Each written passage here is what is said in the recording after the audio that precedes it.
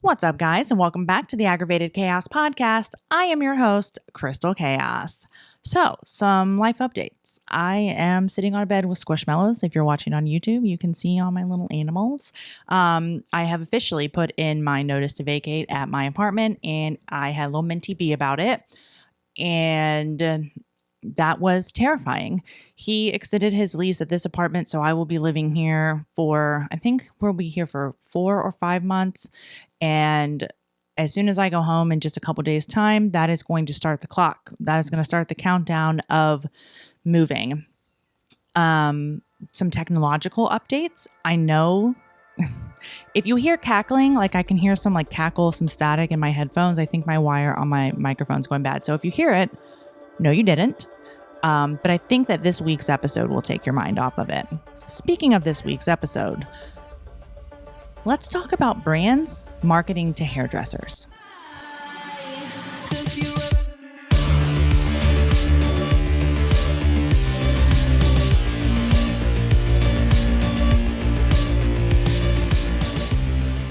So brands are marketing to us, right? The main objective is to get us excited about their product or launch and eventually buy or incite so much curiosity that we go out and we try it for ourselves.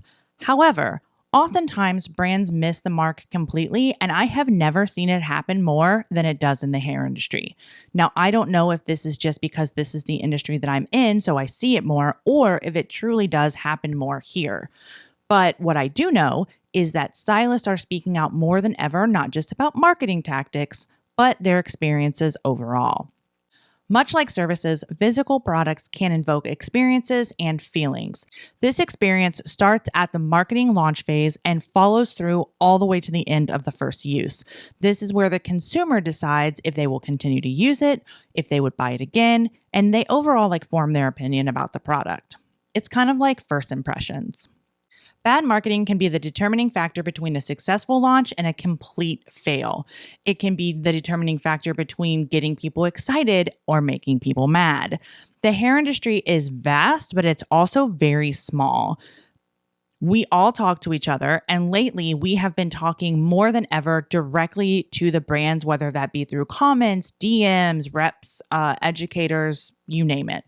Either way, these brands know what is being said. The marketing doesn't just stop at the way that it's being presented. It also comes down to who is representing it. And I have been privy to see some amazing color lines absolutely tank due to who they chose to represent them. And to be honest, you would be shocked at how many of these lines are directly connected to each other in this chain of drama that spans over 6 years.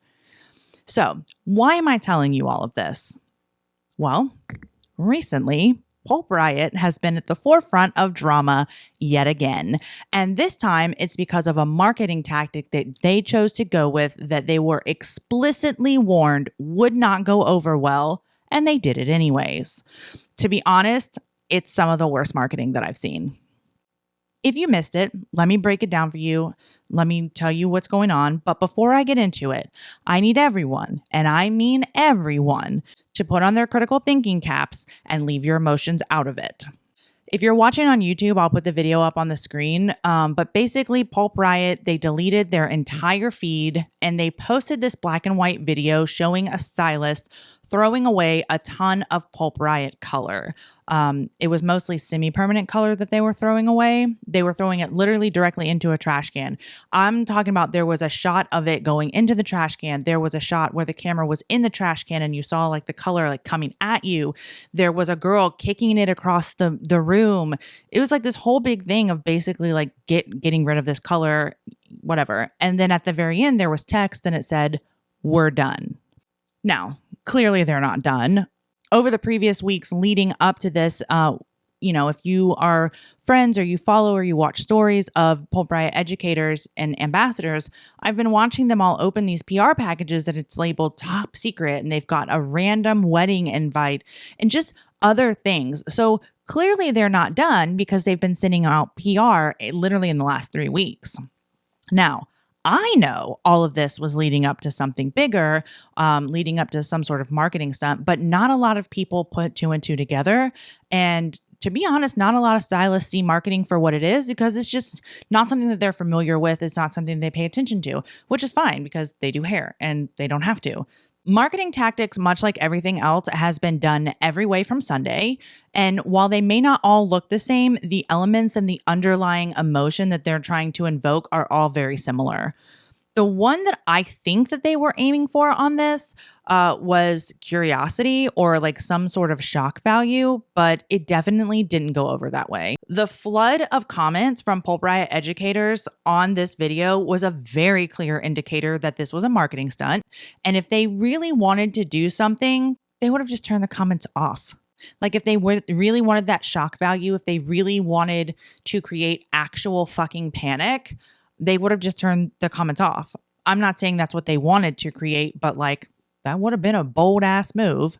But the ego of a brand honestly could never. This video boasts over 1,000 comments, and they range from people calling others dramatic to people being angry and upset to what I can only assume are others who are in the know, showing their support and excitement. Honestly, I don't think it's dramatic. If someone's freaking out or whatever, I don't think it's dramatic. Just because a brand has been around for a while does not mean that every stylist knows that they exist. There are constantly new stylists entering into this industry. There are veteran stylists that are branching out, trying new lines, learning, how to specialize in fashion color. And Pulp Riot is no exception. They actually have only been around since 2016, I believe.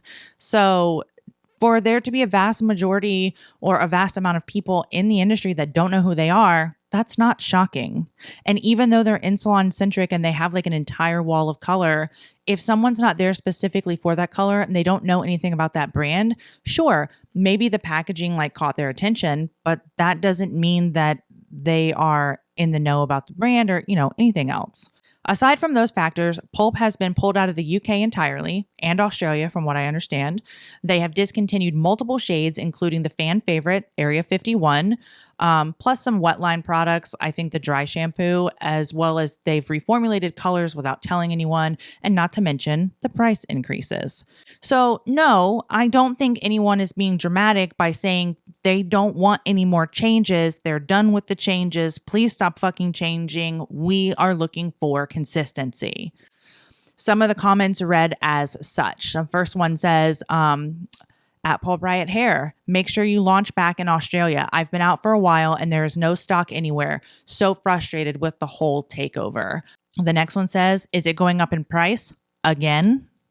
Someone else said, okay, from the video, it seems like the line has been discontinued, but by the comments, not so much. What's the situation? And do I need to start transitioning to another color line? Pulp Riot commented back and they said, no need to transition, making sure that we have your attention. Big announcement coming this week. I could think of about 1,000 other ways that you could get someone's attention other than this.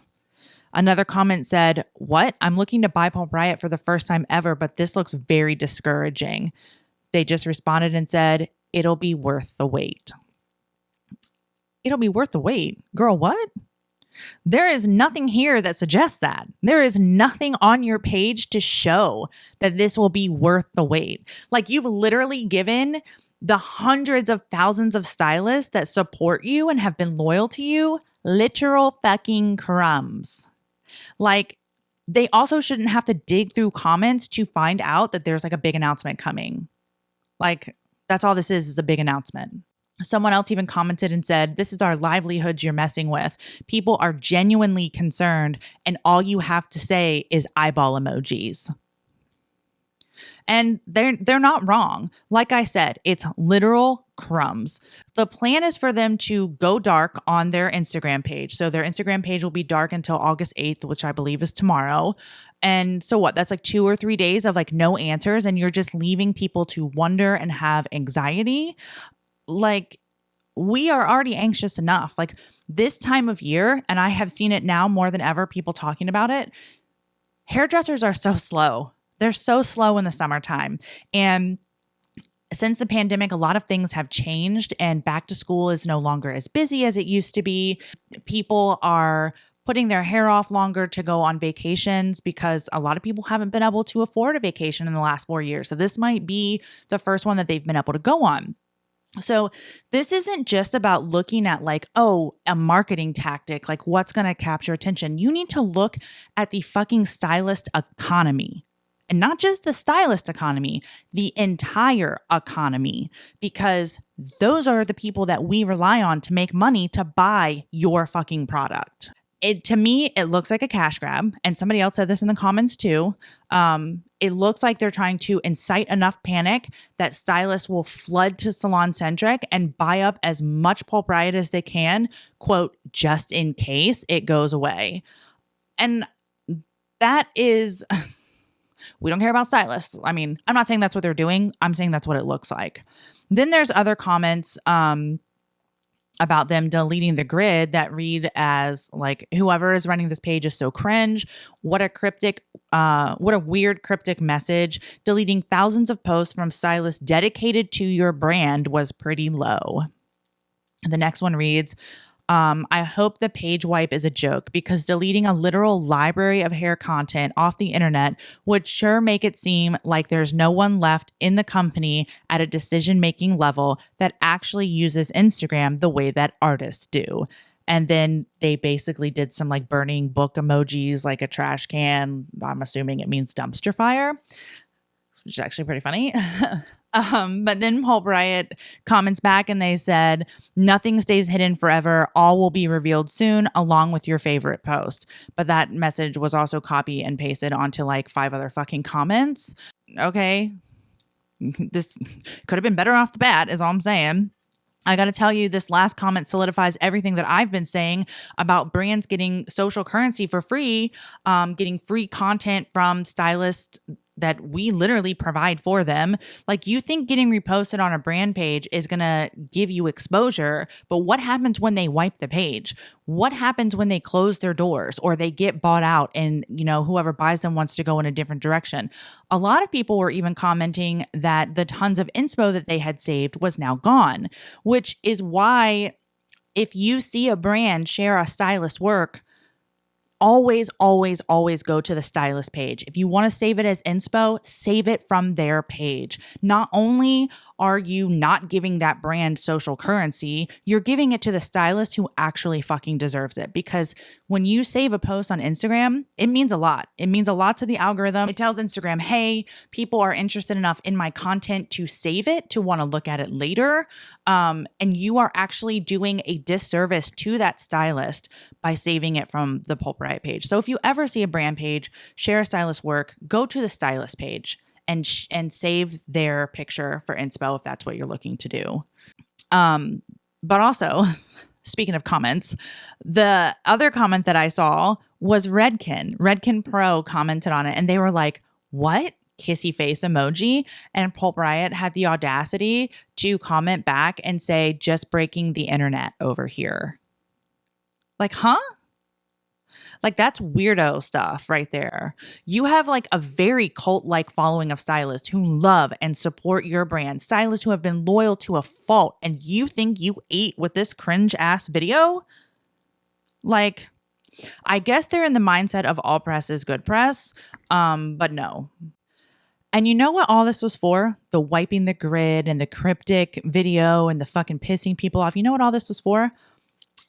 It's for reformulating and repackaging. And there's a new collection, which is not new to any of us. This is not anything that we've never seen from a brand. It's not even exciting at this point. The new formula is supposed to be thicker, it spreads better, it saturates more, it lasts longer, and it supposedly has this anti-overworking ingredient. I don't know if it's an ingredient. I just know that it doesn't overwork. Like, the colors don't separate when you like apply friction to it. So we'll see about that. But the new collection that's coming out is called Sin City. And I'm assuming that collection is going to be the colors that have this ingredient or this formulation that can't be overworked. And I did see them comment to someone. I don't even remember what the person said, but they commented back and they're like, we just want to make sure you're not overworking, winky face. So I'm like, okay. So Sin City collection, I don't know if it's going to be those colors that have that, or if there's going to be other colors that come out at the same time, whatever. But if you're wondering what the wedding invitation PR thing was, and if you don't know what I'm talking about, there was a PR package, and I don't even know if it was a package or if it was just an envelope, but it was like just a wedding invitation. It was like PR and RP or something, invite you to whatever. That was the PR for the Sin City collection. I know. Another marketing miss. It doesn't make any fucking sense. When I hear Sin City, I think mafia. I think old Vegas. I think that movie with Bruce Willis and Jessica Alba that's in all black and white and it drives me nuts. I think Danger. I think Sin. I think Dice. I think the Vegas sign. I don't think of a wedding. I don't think of chapels. Like if you had just said Vegas collection and then maybe done a wedding invitation, that maybe could have worked. If this was like a wedding collection or something to do with bells or something along that lines, that might have made sense, or doves or lace, or I don't know. Weddings are girly, they're feminine, they're light, they're airy. So that invitation as a PR thing just didn't make any fucking sense to me, but I digress. So I did post the Pulp Riot video in my stories and I was like, 10 out of 10. Pretty sure this is just repackaged Matrix So Color Cult, because Matrix So Color Cult was a little bit thicker than Pulp Riot, had really great pigment. I never really had a ton of issues with overworking it. The lighter colors, yes, but the rest of them, not so much. So I was like, this could be that. And they messaged me saying, that it's something the industry has never seen before and they can't wait to spill the beans. And I'm like, we've seen reformulation and packaging so many times over. Like, this is not new news to us. I think about Olaplex, right? So if this company has this anti-overworking agent, like let's say it is an ingredient and not like a full formulation. Let's just assume it's an actual ingredient. I think about Olaplex and how they're like, our patented technology. I don't know if their technology or their formula is patented. Would love to know when it comes out. I just think about Olaplex and they talk about their ingredient and what it does for the stylist, how it benefits the stylist. And I'm going to get into later in the episode about like how people buy a lot differently now, but their marketing with science, it fit the people it needed to fit at first. And I was one of those people in 2015. I love fucking science. So I was like, oh, this is cool. Fit. And then they built their business off those people since 2015. A lot of those people work for Olaplex now. A lot of those people got in early and they work for corporate, or they have been working with them as an influencer or an ambassador this entire time. And then those people, their word of mouth and their platforms had a trickle-down effect to other people who may not have known about it, and so on and so forth. I think that so much more could have been done with this anti-overworking thing, because that is one of the biggest concerns that hairdressers have with semi-permanent color, with direct dyes, is that it overworks and it leaves shallow spots. Personally, have never had that issue with any line that I've used. I also will use twice the color I need to make sure something's saturated. So I'm also spending twice the money. I don't know. I also want to say too about Pulp Riot and their brand is that I recognize that they are a disruptive brand. And actually someone else pointed this out to me. I won't say her name because I don't know if she wants to be mentioned in this. But she pointed this out to me. And so I just want to say that I do recognize that Pulp's entire brand is to be disruptive, is to turn the industry upside down and all of that. But what's never been really done in this industry? Full fucking transparency. How disruptive would that have been? The actual fucking truth. Not sugar-coated, not placating to your audience, the actual fucking truth and full fucking transparency. Disruption across the fucking board. I feel like fun, fresh, feel-good marketing is not done in this industry a whole bunch anymore either. Marketing that is not trying to provoke shock value or enraged panic. I 100% believe that had they done something a little bit more fun, fresh, feel good, transparent, like get excited for this because we are, the feedback would have been 10 times more positive. Because if you come out and you're excited about something and you say, You will never fucking believe what I just created. We created the first hair color line that cannot be overworked. You post video after video after video after video showing that it does not get overworked. You send it to your ambassadors and you say, we will pay you $500 to make a video showing the old Pulp formula next to this formula.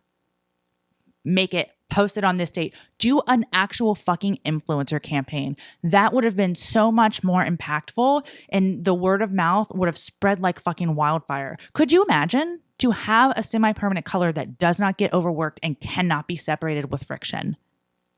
It would have done fine on its own without all of this gimmicky, stupid fucking bullshit.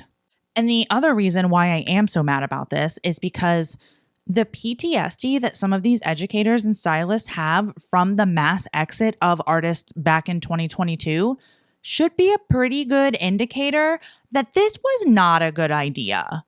I have talked about this multiple times before, and so I'm not going to do it again. You can go back through the Instagram feed or the podcast episodes, and you can find what I'm talking about with that. But yeah, that should have been a pretty good indicator of like, hey, I think these people have probably been through enough, especially the people that stuck with us after everybody fucking left. But that isn't even the real drama. That's just the annoying, aggravating part. That is the part that everybody just looks at and they're like, what the fuck? So apparently the day before this Pulp Riot video was posted, David Thurston posted a video. And if you don't know who he is one of the OG creators and owners of Pulp Riot, who now is one of the creators and owners of Danger Jones. He made a video addressing why he sold Pulp Riot. Now, that video in itself enraged me for different reasons, but I do want to say this about the Thurstons. They have always been kind to me, and I have said this since day one. I have nothing against them as people. They have always been great to myself and to a lot of my friends. And I, again, don't have anything against them as people. Just some things I just feel like don't add up. And from an outside perspective who questions everything, I just have questions. And there's some shit that I don't agree with. I'm not going to go on a huge tirade about his video, but there are some key takeaways, and I will give those to you. The first one is that I don't believe that the pandemic has any bearing on why he sold Pulp Riot or what he was able to do with the money that he made from that sale. The pandemic is not something that any of us had on our bingo card, and Pulp Riot was sold in 2018. That is 2 years before the word pandemic became a household term. The other thing is that while I think it's really cool that they can pay, or that they have paid 175 different artists to do really cool things with their new line, Danger Jones, and they don't take a paycheck, that's great. However, Pulp Riot was built off the backs of stylists who paid for their product and didn't get anything in return for the content that they used to build that page and build their following, so to speak. So while their educators and stuff may have gotten paid, the people who fueled that Instagram page and made it what it was did not. And they paid them in flattery. And they, I don't know. I don't agree with it. It's a much, much larger conversation, and we don't have time for that right now. So that is where I'm going to leave it, and we can maybe discuss that later. And then my third key takeaway is not even a takeaway. It's just a question. What is the global impact that he's talking about? Like, they are like, we made a global impact with our first brand. We're going to do it again with our second. What is the global impact? I want to know what it is. Because for someone who sees everything and questions everything, I just don't see it. So if I'm missing something, I would love to know. And this is not me attacking him. This is not me attacking the Thurstons. This is not me attacking Danger Jones. What they have been able to achieve is fucking amazing. But when I watched that video, I literally could not believe what I was hearing. And I was more so disappointed than anything else. Like, yes, they created some killer opportunities for stylists, some of which are good friends of mine. And yes, they did all of these things, but no one is perfect. And that includes them. I actually was shocked to see that he was still following me when I went to seek out that video to see what everyone was talking about. However, the next morning, someone asked me for a link for it. I went to get the link and he had unfollowed, like, literally overnight. And I can only assume that it's because of the comment that I left on the Pulp Riot page, which really wasn't that fucking bad. Like, for me, it wasn't bad at all. It It basically said that the marketing that Pulp Riot did in that video was a miss. Yes, it got people talking, but not in the way that they thought that it would. And I think that it's weird that they're treating their product that they have sold to stylists for years as trash. They are presenting it as trash because it is weird. The only other thing that I could think of is that the repost that I did in my stories had mentioned it being repackaged Matrix So Color Cult, which, you know, is not out of the realm of possibility because they're both owned by L'Oreal. And that's speculation on my part. And that's just thoughts I had because So Color Cult was a good line and it did tank due to poor representation and poor marketing. And it saturated really well and it never really overworked for me. So, but this is a whole thing. Ricky Zito literally broke up with Pulp Riot via, I want to say, a text message or a phone call. He was at Long Beach, did stage work for Pulp Riot, got on a plane, flew to the Matrix event, and then either called or texted David and Alexis and was like, I am done. I'm with Matrix now.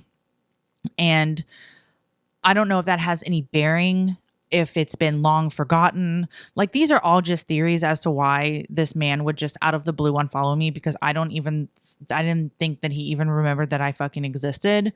Again, these are all theories. And at the end of the day, it doesn't even fucking really matter. I, again, have questions about everything. And I'm just very curious as to what was said or posted or whatever, or sent to him that made that happen. I don't know. I don't know. It is what it is. It serves him no purpose to follow me. I'm not posting anything of interest to him and vice versa. So that is that. So the reason that video was even brought up and the reason I even went to watch it is because there was a comment left by Sam Smith, who is also known as Bottle Blonde 76. And her comment reads as, "What the F? What the fuck? We worked so hard to make that brand what it is. You came in and paid tens of millions of dollars for it, then fired everyone who made it what it was. And this video is an absolute spit in the face to the people who spent years of their lives making that product amazing. This is tacky, disrespectful. And if you think you're just hurting David and Alexis, and that was your point in doing this whole thing, know that you're hurting your fellow beauticians in the industry too. And I don't trust a company like that." So that was Sam's comment. Very emotional comment. I'm 50-50 on this, right? Because when I first read this, I was like, ooh, girl, mad. But she's the only original member that I saw a comment from. So if they like deleted one from someone else, I didn't see it. But so she is an original member, and I can definitely see where she's coming from and how she feels like they're making a mockery of the brand that she helped build. If I were in her shoes, I would probably look at it like they're saying the original formula is trash. The new and improved L'Oreal version is better than what they created.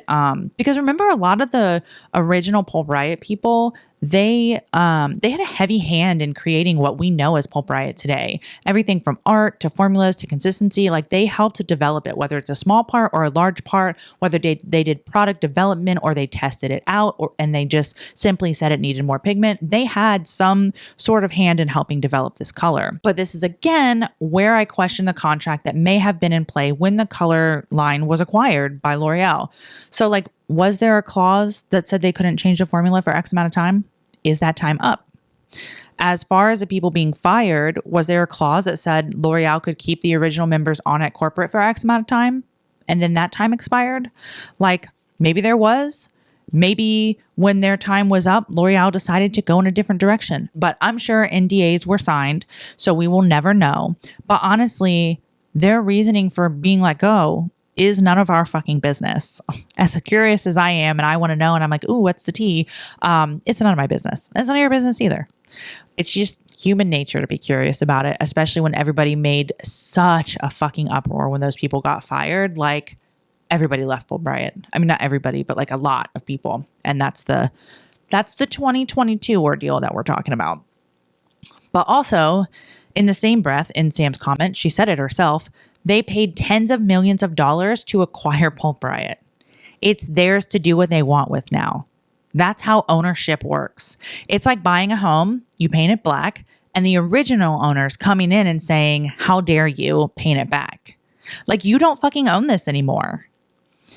Also, as someone who has worked with brands closely, I would think that she would have a better understanding that this is marketing, and and whatever they're doing, it took months, if not years, to reformulate this, repackage it, come up with this bogus marketing strategy. This took quite some time to plan. This is not something that they woke up one day, they saw that David posted a video, and they just decided that they were going to do this. That is not how this works. He didn't even say anything negative about them in his fucking video. Like, so, like, what? Like, that's not. Now, I don't know what's being said in private. I know she has a close relationship with the Thurstons, so I'm sure she's privy to information that I am not. But just from the outside looking in, seeing all of the things that are public, like,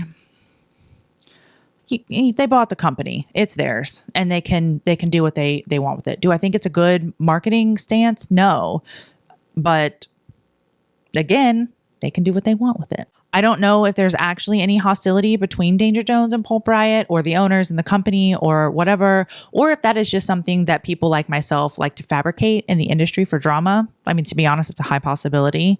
I just go where the wind takes me. You ever feel like the wind's trying to tell you something? That type of shit. I go where the wind takes me. I follow the leads that are given to me.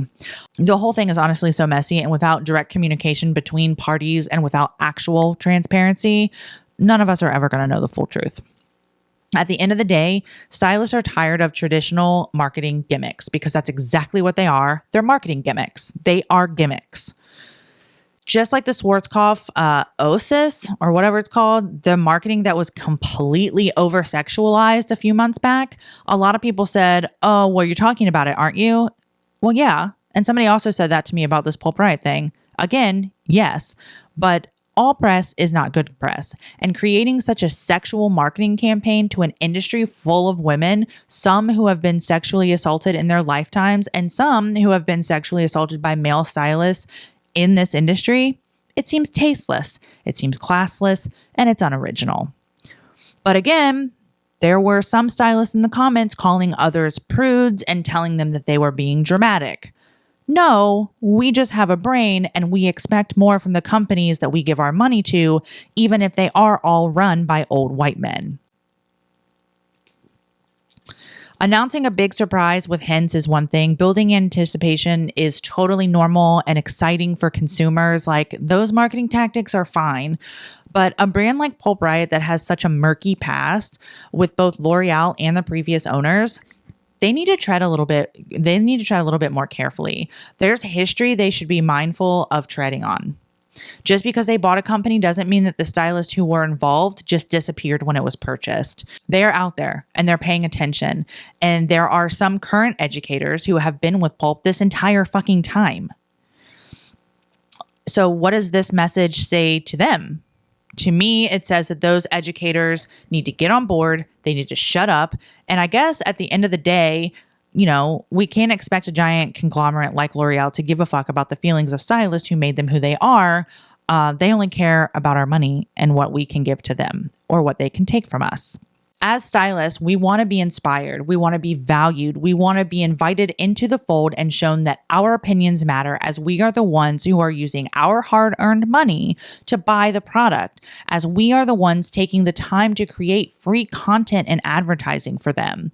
We want to be shown that we matter, and most of all, we want to be paid for our fucking content. If all of the changes that L'Oreal are making to Pulp is because they're actually listening to their consumers, I think that's great. I think that's amazing. Every brand should do that, and they should be transparent about it. Not because they want praise, but to let stylists know what they can expect moving forward.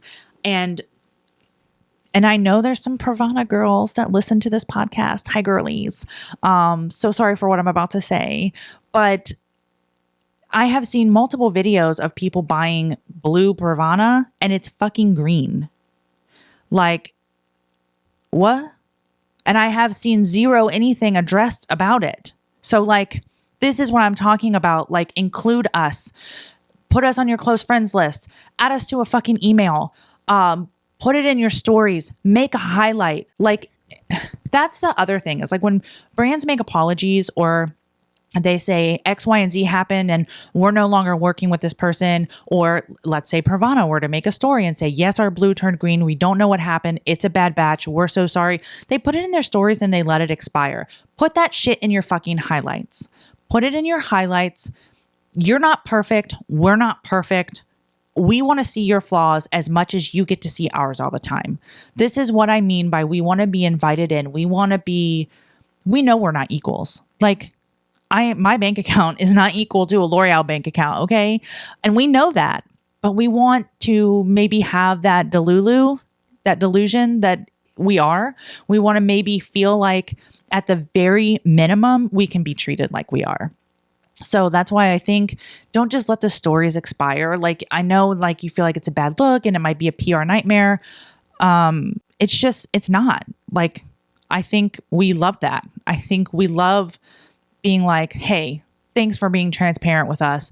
We really appreciate it. Instead of having to watch 5-10 different TikToks of somebody using that color and it's not the color that it's supposed to be. Again, sorry, Pravana girlies. Love you. I don't even know who I'm talking about. Just know they listen. So thanks. But I don't know. I wish I could find an in, like, to consult with these brands for marketing. I've actually been side quest. I've been looking at jobs because I'm losing all my clients when I move here, right? So I've been looking at jobs and I was going through like remote jobs, seeing what I could do, like, data entry or whatever. I don't know why it never dawned on me that content jobs exist, social media jobs exist. Some of these companies are paying $253,000 a year for a fucking social media manager and someone who manages content and does digital production. I 100% could do that. So but I would rather take less money and have peanuts and get an in and do consulting with brands on marketing. I would like to be a consultant. I am a person of the people. I know all of the things. I talk to hairdressers. I am a hairdresser. People confide in me. You guys literally give me all of your fucking secrets. Like, I would love to do something like that. And especially with this new generation of stylists and like just humans overall. Yes, I'm talking about Gen Z, but traditional marketing no longer works. Like, it's outdated. They want to be inspired. Inspiration is the new awareness. They want to feel included or like they're part of something that is inclusive. The benefits of said product are just an added bonus at this point. And you know whose marketing I truly, truly love? Poppy. I wish I had a Poppy soda I could hold up right now for the YouTube video. Poppy. I love their marketing so much. It's fun. It's colorful. It's trendy. It's inviting. They are inviting people to be a part of their brand without stipulations. It's refreshing. It's refreshing to drink. It's pretty to look at. They engage with their community and other brands, especially over on Threads. And that's the other thing. Like, when a brand shows you that they can work alongside another brand in harmony and they can partner up and they can take the competition out of it. And that shows all of us that there is room for everyone at the table. But unfortunately, we will never see that in hair brands. And if we do, it'll only be because the two companies do not sell competing products. So that is all I have for you on today's episode. It is currently 1:30 in the morning. This is supposed to be up in 3 hours. So here's what's going to happen. If you're listening to this, it's because I got the audio version up. The YouTube video will probably be up later in the day. So yeah, that's all I have for you guys on today's episode. I can't believe I wrote this and recorded it and edited it in the same day. That's nuts, wild, crazy town. I am still looking to do an advice section. So if you need advice on anything, please, please, please write it in. And since we did talk about a color company during this episode, I do not feel bad saying Chaos X Fashion Color is officially launched. Today, of the day of recording this, is actually the day that all of the videos were launched and sent out to the people who joined. So that is on sale. Doors close September 6th. So link is in the show notes or the bio or the description or the whatever. Would love for you to come and join our little community. Any stories, ideas, complaints, you name it, Send it in. The email is also in the description bio show notes. And I will talk to you guys next week because I have a special guest episode. So stay tuned. See you next week. Bye.